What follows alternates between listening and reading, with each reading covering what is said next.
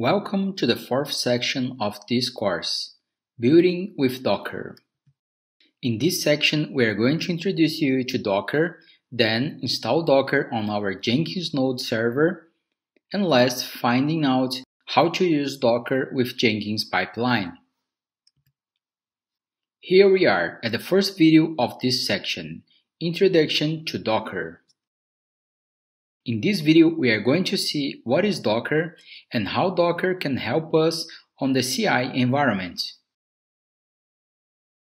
Docker is a software technology providing containers. Docker provides an additional layer of abstraction and automation of operating system level virtualization on Windows and Linux.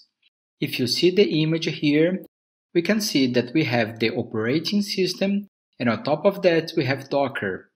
The Docker platform will be responsible for running the containers, and in these containers we have an isolated environment.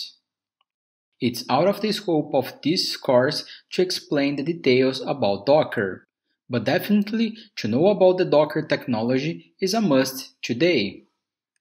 So, how can Docker help on the CI environment? The first thing is about isolated environments.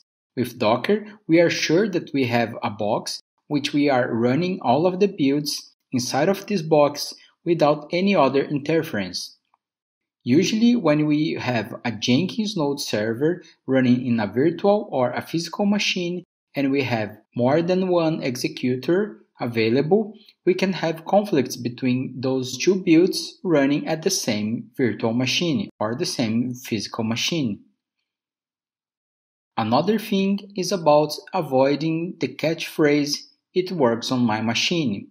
When we start using Docker, you can use the same image for the development environment on local machines and also the same image to build on the CI environment. So in the end, you have the same environment, the same image with the same tools on both development and CI environments. The third thing is about versioning of the tool chain for building the application.